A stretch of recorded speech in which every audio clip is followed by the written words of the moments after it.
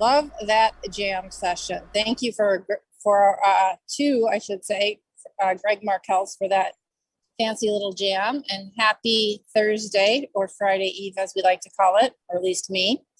And Yes, you are Friday joining Eve. us. Yeah, you're joining us again live for another session of Pillars of Franchising. So please welcome. And don't forget to call in or enter some notes in the chat for us as we go along.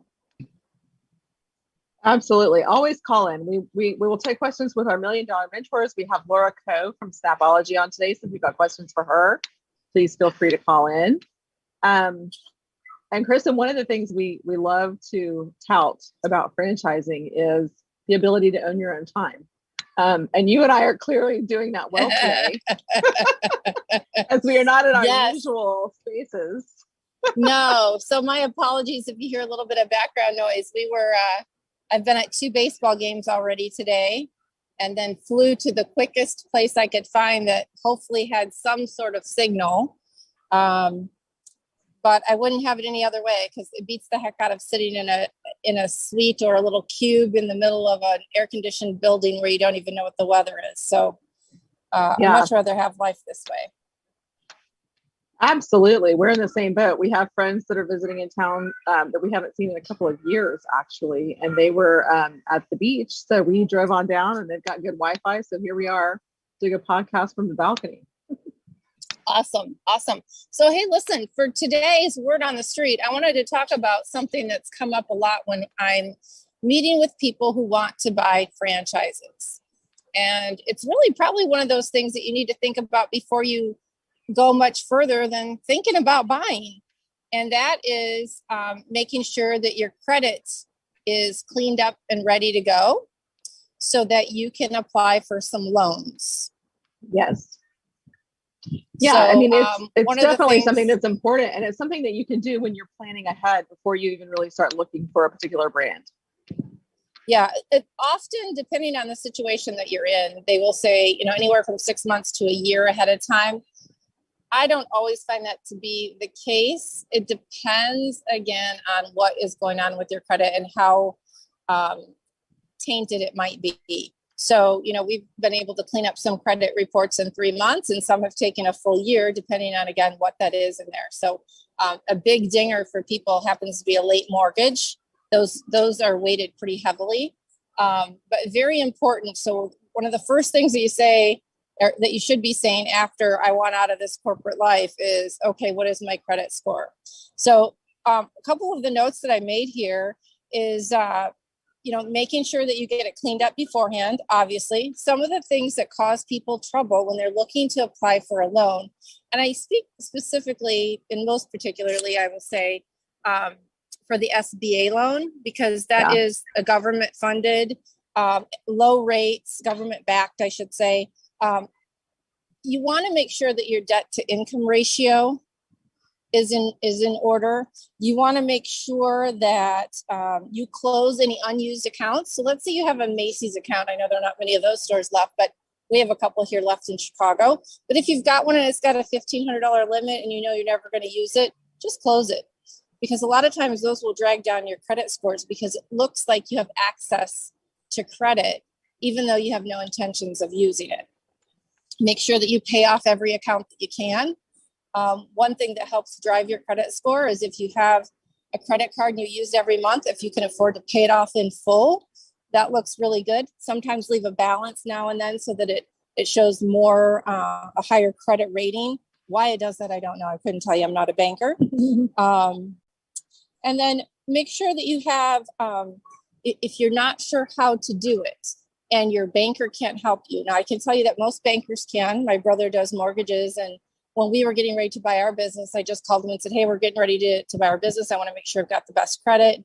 And he said, oh, let me look. And he pulled it up and he said, okay, according to this sheet that they have, if you do this, that will drive your credit score 15 points. If you do this will drive your credit score 20 points. So there's services out there like Credit 360. I'm not plugging them. I'm just saying that's one that comes to mind, that will look at your credit and help you determine where you should start. And, there might be one item on there. Let's say it's a mortgage situation and it really wasn't late. There was a mix up or whatever the case might be. Those are worth a lot of points to get them off your credit report. So that might be easier for you than closing out 2 unused accounts, right? So work with somebody who understands it. Yeah, and making sure that your credit report is accurate. I mean, sometimes things get misassigned to you that are not accurate. Sometimes you have something that was paid off that they still have a record of. I know in our situation, we've had divorces. Sometimes you're connected to people that may or may not be beneficial to you on your credit report. So finding ways to overcome that. Sometimes you can write a letter of explanation. You know, there are all kinds of things you can do to make sure that it's the most accurate representation of where you are. Yeah. The other thing when you're looking at for a franchise anyway, the SBA 7A loan is one that you would be looking at getting. Those loans can range anywhere, believe it or not, from $500 all the way up to $5 million. Again, the 7A is particularly for franchises. And that particular, you know, if you are a business and you're looking to obtain credit, maybe you're going to expand your territory, or maybe you need new equipment, or who knows what you might be doing. You can also get a credit from them in anywhere from $5K to $1 million. So there's different kinds of plans. If you go to sba.gov, you can take a look. There's the 7A, there's a 504, there's a micro loan, and then there's an SBA Express. What you want to ask as you start working with, whether it's myself or another consultant on choosing brands, is find out if the brands you're looking for are already SBA approved. And some of them are SBA approved for an express loan. So those are really important questions to ask a franchisor if you're looking to invest in a particular brand. Absolutely. Good advice, Kristin. And if you have any questions about that, you can certainly give us a call and we can help you out or direct you to people who are more educated about improving your credit. And if you're looking to buy a franchise, absolutely reach out to your dream at pillars-of-franchising.com. That's right. Thank you. And this has been your word on the street.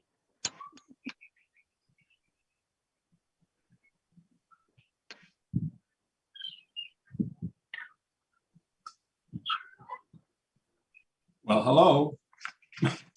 Hello, Ray. How are you? I'm good. And yourself? Steamy. It is steamy. I'm out here in the sun baking right now. And I don't mean the acronym,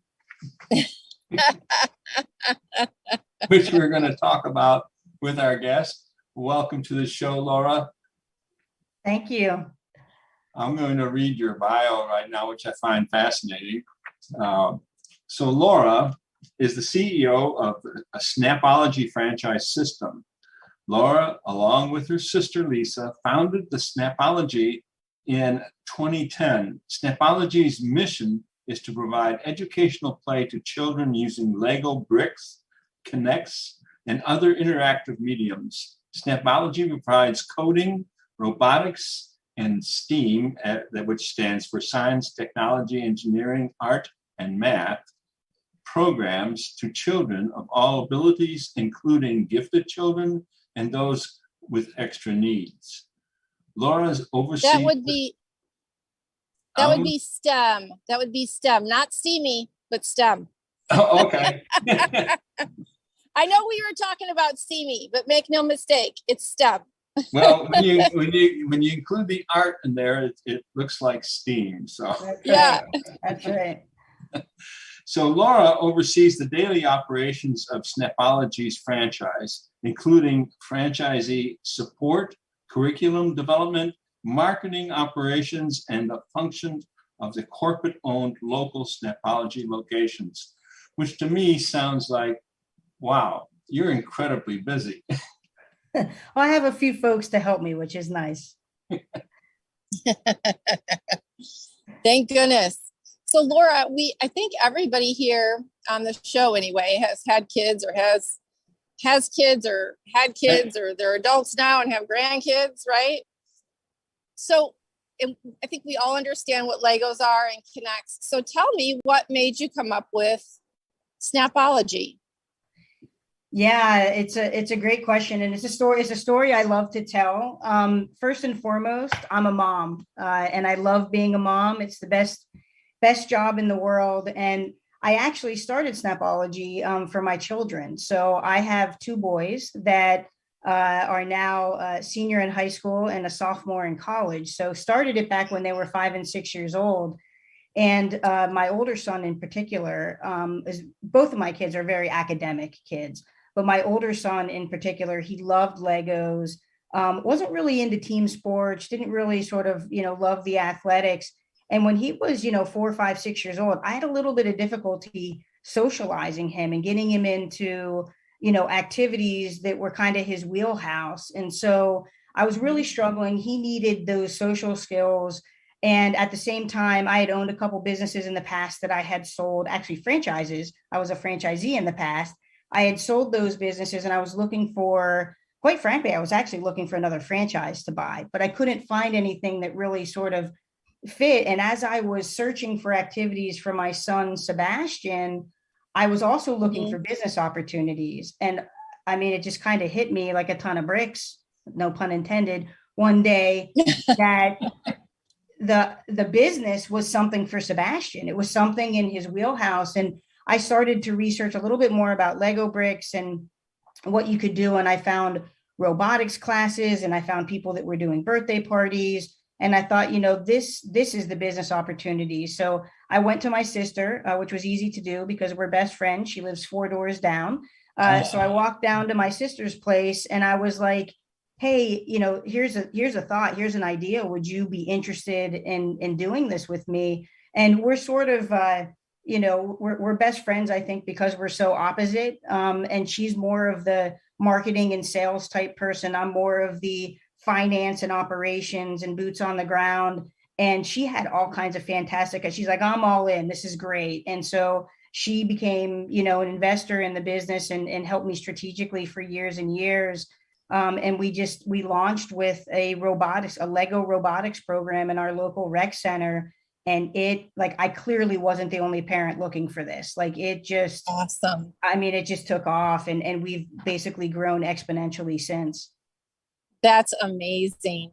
So would you say an ideal candidate that might be looking for a Snapology, would it necessarily have to be a mom? Would it be, what kind of avatar are you looking for?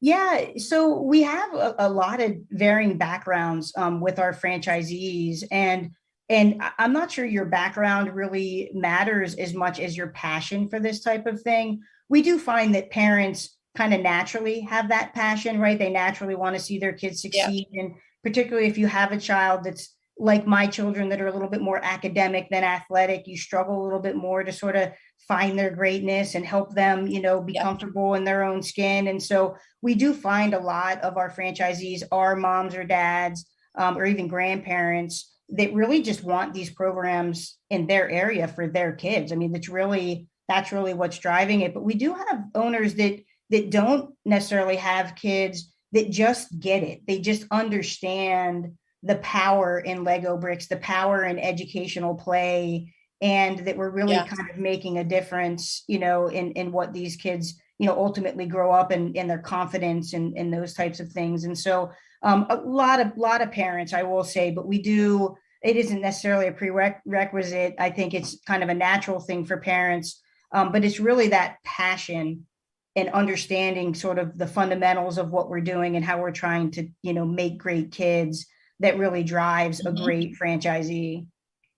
I think one of the things that interested me, I noticed that you've been franchising since 2010, and I read that you have 150, is that up to date, locations now? We do. We have about 188 locations, about 160 of those are open. So we've got some that we're still waiting on. We've had a great experience. We joined Unleashed Brands about a year ago. And so we've been really fortunate in the last 6 months or so to add on about 24 urban air adventure parks are putting Snapologies inside of them. And so we've seen some recent growth here it's phenomenal, right? Because you got 2 kids in your family. One might be super crazy about urban air and doing what they're doing. And another one, might not maybe be inclined that way, but loves to go up to the Snapology classroom and participate in those events. And it's sort of the best of both worlds. So it's been a real nice lift for us in terms of franchise units. I think whether you're a parent or a grandparent, you're always interested in enriching the lives of children. So I mean, this is, I think, fantastic. It really is. Well, thank you. Oh, go ahead. Oh no, go ahead. I'm sorry. Yeah, I was just going to say, to me, the academic piece of it is cool. I mean, it's great. I love that we're academic. But the bigger piece to me is that every program we do, number one, is super fun, right? I mean, it's got to be fun or the kids aren't going to want to come back, which is great. We have great curriculum writers that just make sure everything, there's just so much fun packed into it. But the really impactful piece to me has been the social development. So we make sure that the kids are working in teams, that they're working together, they're building confidence, that they're getting up in front of the class and they're getting presentation skills, that they're, doing things that are really life skills, to be honest with you. But the foundation is that you take a lot of the kids that are naturally gravitate towards Lego bricks and those types of engineering toys are more introverted kids, right? They're usually sort of your more academic, your quieter kids that don't maybe, they're not the mayor of the town, right? They're not out there. And Right. so what we can do is we can give them that confidence because they built a really cool Star Wars ship or a lightsaber that stayed together because they engineered it properly, right? And so you can give them this confidence that really extends through their lifetime. And that's what I find. For me, that's why I'm in it. Like, I just love to see the kids and hear the stories about how they've overcome a challenge or they've found their inner greatness or whatever. We can celebrate their differences and their challenges and give them something to really hang on to in terms of success. This sounds like a fantastic franchise. What does it take financially to get involved? Yeah, so we have a couple of different business models. We have a model that's truly mobile based. So a crux of what we do is actually going out into the community. We'll call it mobile or we'll call it community based. And so you're going into schools and libraries and churches and rec centers, community colleges, things like that, and you're offering your programs in other people's locations. That mobile opportunity is, I'm going to probably get the ranges not exactly correct, but it's around $50,000, $60,000 to get in. So it's a, it's not a small amount of money, of course, but it's reasonable. Yeah, it's reasonable, and the profit margins are great because you don't have the overhead of a brick and mortar. And then our second most popular model is where you add on a discovery center to that. And so then you're looking upwards to a couple $100,000 for that type of investment. But at that point, you're able to have a brick and mortar location. We've got a phenomenal new membership program where kids are able to earn, it's a passport program, and they earn stamps and they get all these rewards for getting different, leadership skills and engineering skills and 3D design skills. Awesome. And so it's a really, phenomenal program that if you've got that brick and mortar, you can bring the kids in. And so obviously the financial opportunity, it's a greater investment, but the financial opportunity is greater as well. So we've got sort of those two levels, depending on the type of investor or the amount of risk that a, particular person, wants to take. How long ago did you join Unleashed Brands? Because I happen to have one of your little alligators and I didn't bring it with me out to baseball today, but I do have it on my desk and I did get it assembled with a little bit of help because Legos are not the way my brain works. It just doesn't. So I did have to get another adult to help me, although I was laughed at the whole time. But how long ago has it been that you've joined Unleashed Brands? Well, interestingly, next week it'll be a year. So we're about to celebrate our year anniversary. Yeah. Yeah. So I think that's probably at the IFA convention when I ran across those guys and they gave me the little alligator. I think that's when they were just showcasing you and I didn't realize they had just acquired your brand. Mm-hmm. So can you tell me a little bit for people who are looking to get into, say, an emerging brand, but are maybe concerned about a bigger conglomerate buying up their brand? What types of benefits have you seen since Unleashed Brands has bought Snapology?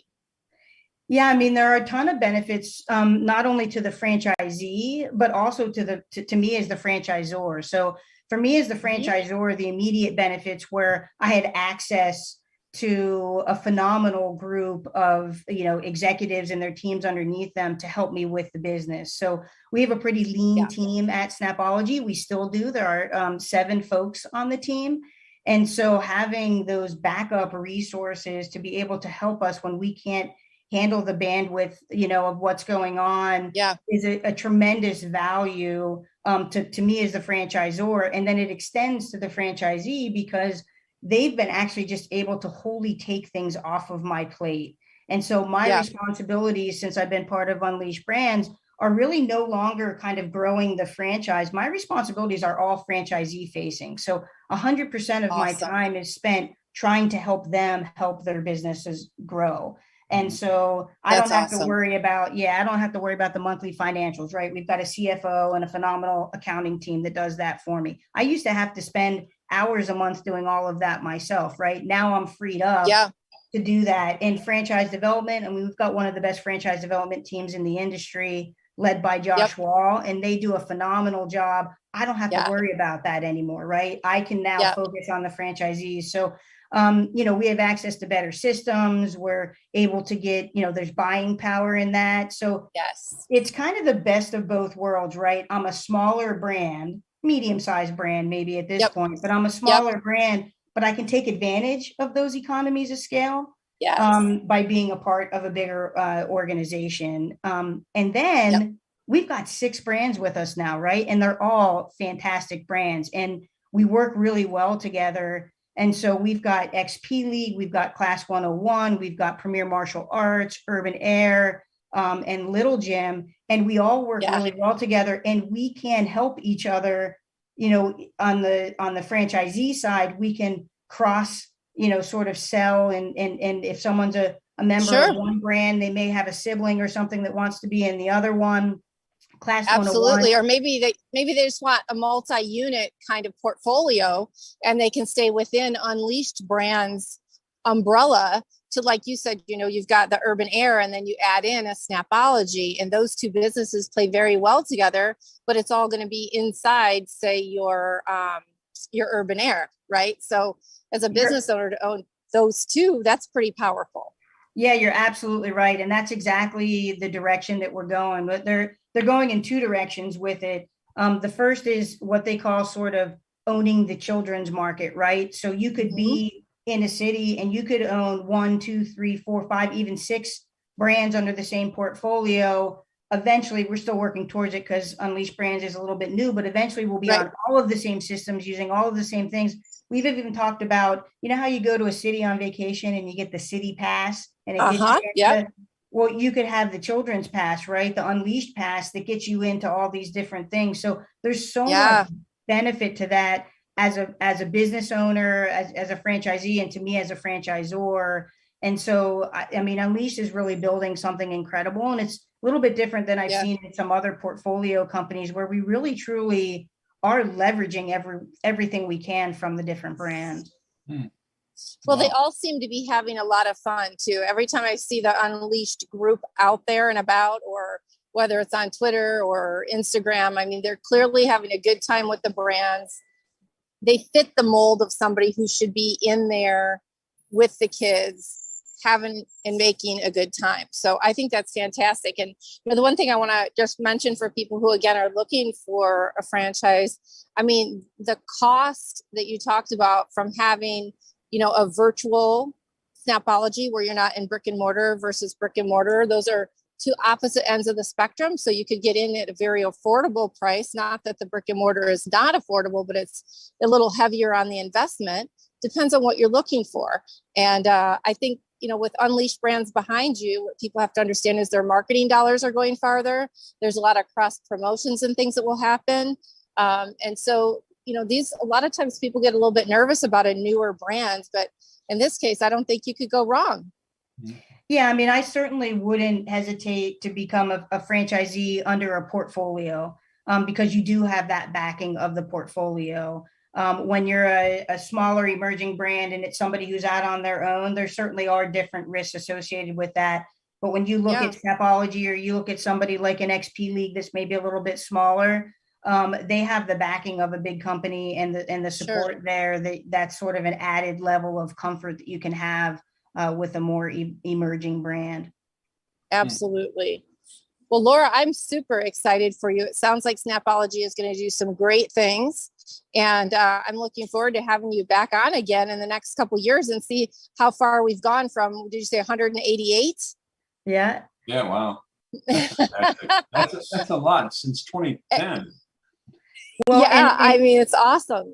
Yeah, and honestly, it's actually, we've only been franchising since 2015. So we started in 2010, but the franchising's been since 2015. So most of our growth came in a couple of years before COVID. And then now, of course, Unleashed is helping us sort of accelerate now. So it's been a fun ride for sure. Mm-hmm, mm-hmm. That's awesome. Well, thank you so much for taking time out of your obviously very busy day. And can you tell us, for the people who are interested in your brand and want to learn more about Snapology, how do they find you? Yeah, so the easiest way to get to us is just to email letstalk@snapology.com. And that'll get you to our franchise development folks who can give you all kinds of information. Also, snapology.com, the website, or snapologyfranchising.com will give you a wealth of information on the opportunity that we have.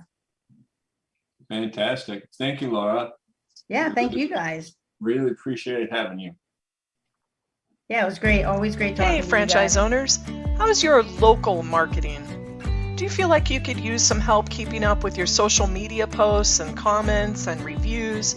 Do you wonder if you could be doing more to attract local customers? Are you able to identify new move-ins to your local area? At Westvine, we help franchisees like you reach more local customers through digital marketing. With daily monitoring, creative content, and ad placement, and customer data intelligence, we'll get your business in front of the people who want your products or services. We also work with franchisors who need an agency to handle the digital marketing for all of their locations. If you're ready to reach more local customers, give us a call at 805-265-5440 or visit us at westvine.com. That's 805-265-5440 or westvine.com. Hello, Kristin.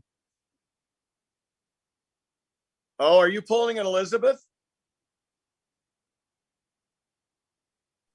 Perhaps I am. You know, I'm sitting here in the middle of the shopping center because I was hoping to have a good signal. And of course, I'm out of the breeze, but right in the sun. And I can't see anything that's going on really on the screen. So you guys could really be messing with me right now, and I would have no clue.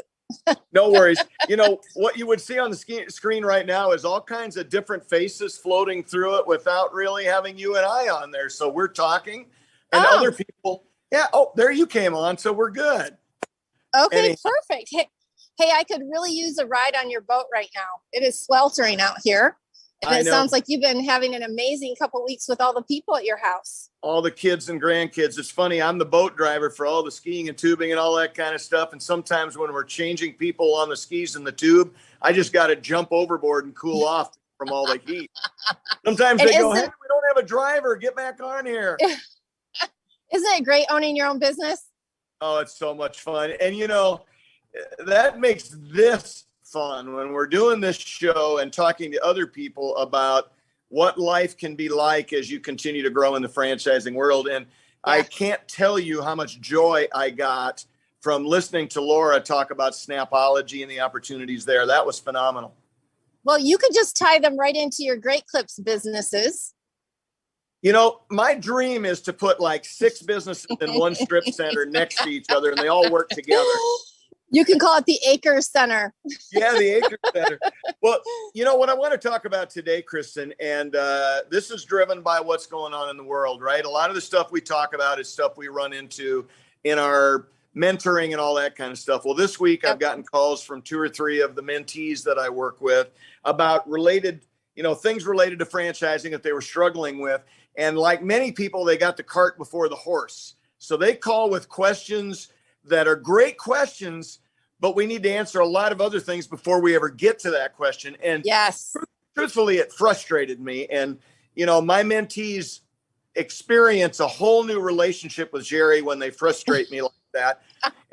And I get to take them back to the good old days when we take things in the right progression, in the right order, We work through a process. We're not Yes. jumping all over the place. And I thought, what better way to, kind of reinvigorate other people thinking about franchising on this show than to go back into some of the process stuff, right? I think that's great because really process and franchising, they're very synonymous, right? I mean, franchising is process. That's the beauty of it. Yeah. And, one of the things, people get so excited when they buy their franchise and they just want to do a grand opening and start doing stuff, whether it's providing a service or products or whatever it might have to be. They just want to get going because, there's so much emotional backup in your system as you're going through the FDD and discovery day and getting financing and doing deals for real estate and all that kind of stuff, that at some point in time, you just want to get open. And so I understand it, but I've also seen so many people open their franchise and struggle for 2 or 3 years unnecessarily because they didn't follow the process up front. So what are some of the big things that they stumble on? Yeah. So, for instance, they're working on a build out, but they haven't ordered everything they need for the build out. And then there's additional delays on the build out. And so that's going to push their grand opening back. While they're doing the build out, they need to be hiring and training people, and they get a late start on that. They don't have a good plan to do it. Yep. Heaven forbid the franchisor has a plan, but the franchisee doesn't follow it. So that sets them back even further. All of those things are frustrating. So, just off the cuff, you're going to go through that whole discovery process and the FDD and working out. You got to send financials in. There's a long process you'll follow that the franchisor controls.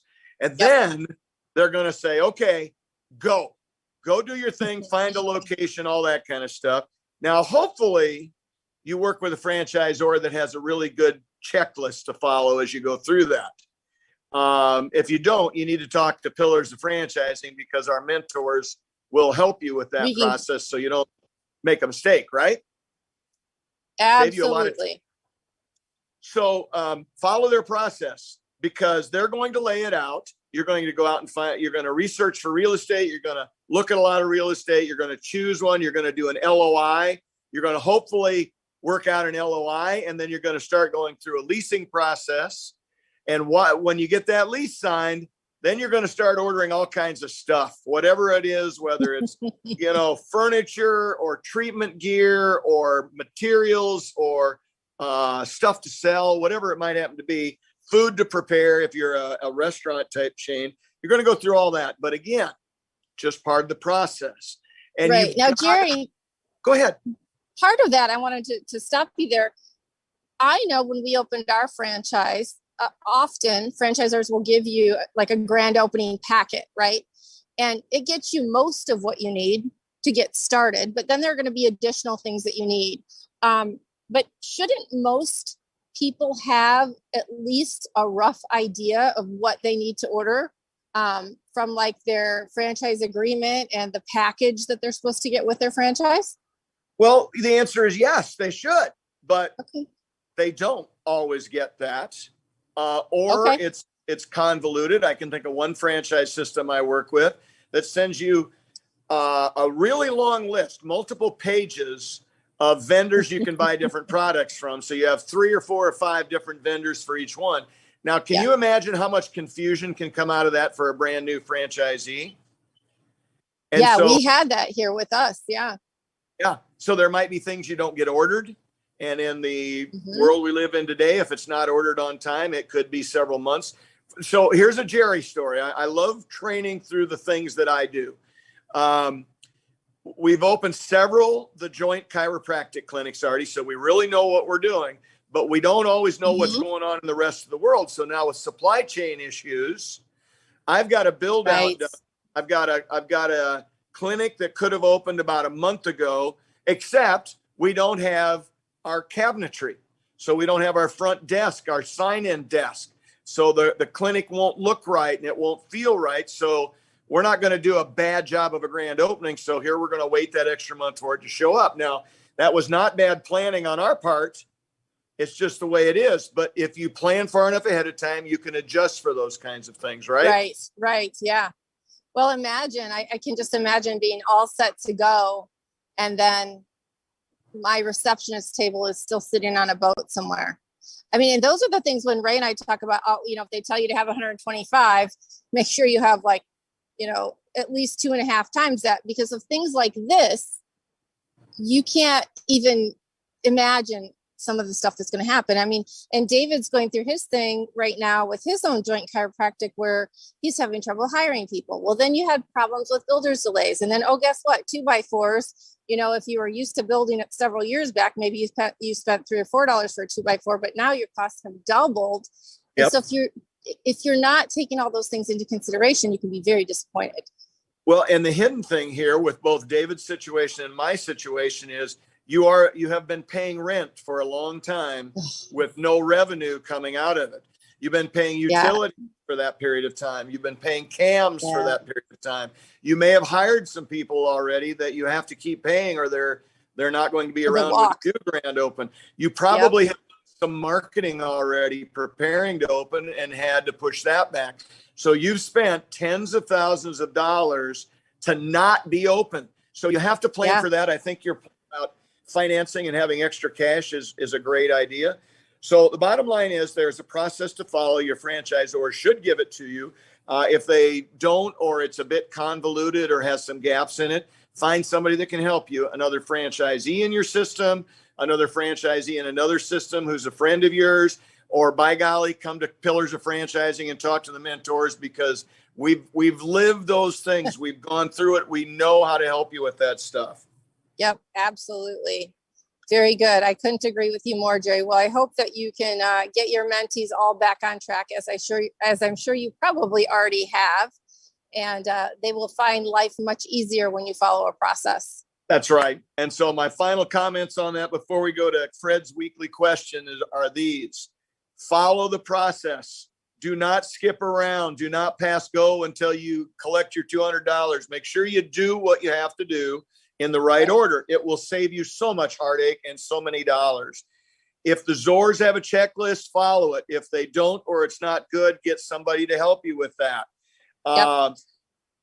Build it the way it needs to be built by prioritizing the steps and making sure you follow them. Get help when you're working through that process, and make sure that at the end of the day, you end up with the business the way that it ought to be set up, so that when you open it up, you're doing exactly what you're anticipating doing.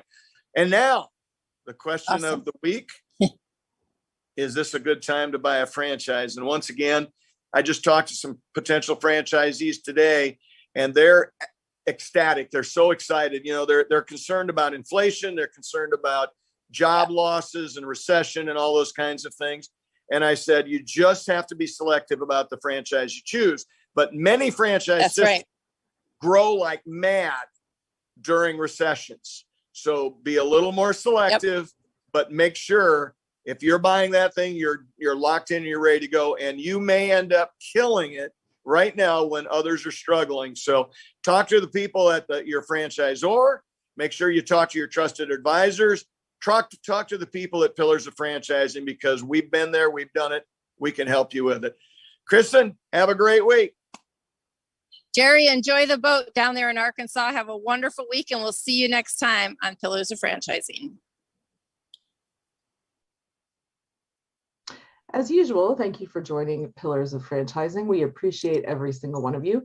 We want to give a shout out to our sponsors, the Titus Center for Franchising at Palm Beach Atlantic University. You can find them on the college's website.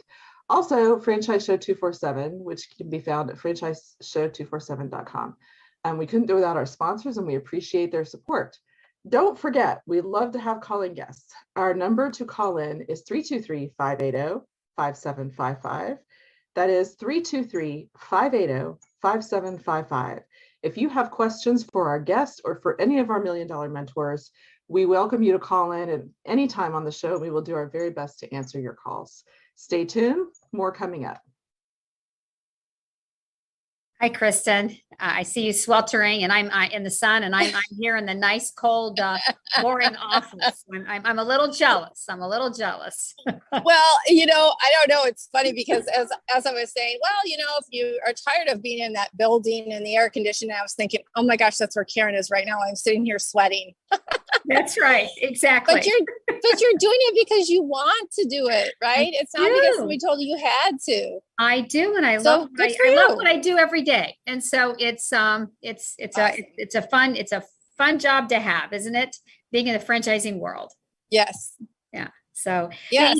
Today, what do you have today, my dear? I do. Well, it's really interesting. I was thinking about like Laura talking about educational play. I love it how she with the franchise, just getting these, kids at an early age, right, to really use their creativity, the whole STEM, the whole just how you can integrate science, technology, just all of that, math, all that together are those skills. And I think the communication, all those are going to really bode well for them as they become adults in the work world. They really are. Absolutely. And I think about one of the things I'm hearing a lot about, and I keep hearing it over and over and over again. It's a theme. A lot of businesses, a lot of franchisees say, Karen, how do I get my people? How do I get my employees and my leaders to be better critical thinkers? How do I get them to do that? Yeah. It's a big problem. Yeah. And so what are some of the things that you suggest to them for that? Well, a couple things is because when they mean critical thinking, because I'm like, okay, well, what do you mean by that? Most of the time what they, just in a really layman's term is they really want people, employees they can trust or leaders they can trust to make good decisions, and they don't need hand-holding, right? Can I have people that are actually going to, I don't have to make all the decisions. I have people that are actually going to think, right? How do they deal with each other? How do they manage conflict? How do they deal with customers? How do they help me so I feel like I'm not carrying the load, right? That's usually the kind of the why, the why piece. Yep. And because too many times what they're saying is people just don't want to take action. So the first piece of advice I give is, and this is not going to surprise you, it's okay, we have to lead first. We have to model first. Because I think so many times as franchisees, we're doing, right? Even Jerry talked about, we have a process. We're hopefully following a process, right? And those that don't sometimes, and they pay for not following the process. Right. Or times when the process, it's there, but we have things like supply chain issues. We have issues that come up, and we handle those. So we'll handle them, and then we'll tell everyone what we're going to do, right? And then we move along. So always tell them, include people, include your employees, include your leaders. And there are three different ways where you could really include them. First is in the kind of including them in brainstorming. So if an issue comes up, Jerry mentioned even like the supply chain, or if you're doing like grand opening and you have some holes, solicit them, say, hey, let's talk about this. Let's talk about what are some different approaches. How can we be creative? Kind of get their creative brains working so they really feel like they're part of the process. So if you keep doing that, then what happens is they'll start coming to you. Hey, I see this issue over here. I've been thinking about some different ideas, right? So they'll come to you then, and you'll get them being more proactive versus waiting for you to come to them. I think that's really good because then they kind of own the process or the system or whatever it is that you're setting up. They're a part of that. So they're not likely to say, oh, that's stupid, I'm not going to do it. But they wouldn't do that because they're part of it, right? I read a good book a while back when I worked for my corporate job called Walk the Talk. And it's just a simple book. It's not very long, but it really talks about taking that leadership position first and exercising the behaviors yourself that you want your employees to perform. Absolutely. It's the model. And we need to also give them, if you want to call it, permission, because people are like, oh, I didn't know you wanted me to do that. So it's good when you're including them, you're modeling it and then saying, hey, come along. Yeah. I think the second thing is having them really work with them on problem solving. Because I think too many times in problem solving, if you've got an issue, let's say you've got two employees that are really having issues with each other. And I get this a lot where, they'll say, we have these employees, they're not getting along. There's disagreement. And having the leaders or having them understand, let's take an analytical approach to this because we get the emotion piece. So there's a logic and an emotion. So really Yeah. taking that logical piece of, okay, let me understand each employee's side to this. Let me Right. understand their perspective. Let me think about different options, right? Let me Sure. think about what's fair to them. How can I be open-minded where I'm not taking sides? That's critical thinking, right? It's how we're Yep. kind of how we're dealing with people and thinking of options and looking Yep. at the logic. I know there's emotion in there, but looking more Right. at the logic, because you're probably going to make a better decision based on that. Yeah, absolutely. Can you think of, and I know this is kind of an off the cuff question, but can you think of any good books that you've read that might help somebody who wants to explore that topic a little bit deeper? Gosh, I actually have, anyone wants to email me. I have a critical thinking, like a white paper. So I Uh-huh. have tips on, I have a white paper on critical thinking that's Dale Carnegie, published by Dale Carnegie. And it gives Nice. different tips and even a model. There's like a 5-step model. Yep. That's good. I also think the growth minded book, Uh-huh. what is it? I've got it back here on my shelf somewhere, but it's really about growth minded, because that's part of being growth minded too, right? Is having Yeah, those yeah. critical thinking skills. And I think that would be also good as well. Awesome. Well, I appreciate that. And I'm sure if you have anything that would be something that you want to put in our next magazine, I know Elizabeth would love to see that. If you did a piece maybe on critical thinking as a follow-up to all this, I know our listeners and watchers could check there. And obviously email you at Karen at pillarsoffranchising.com. Yes. Sounds good.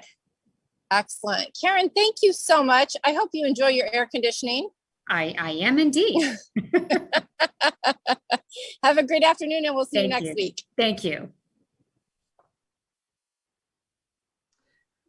I am Elizabeth Denham, the Chief Content Officer for Pillars of Franchising. And I'm telling you that because I am always looking for people with a great story in the franchising space. If you have a great story that you would like to share either in the magazine or on the show, you can fill out our contact form on pillarsoffranchising.com.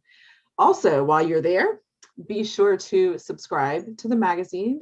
You can choose all of the services that you might be interested in. If you're looking to buy a franchise, sell a franchise, become a franchise, if you need mentorship, and if you need to get the word out about your business, we have a lot of variety of sponsorships for you. So be sure to visit our website, like, subscribe, and share this show. And we appreciate every comment and every engagement that you offer.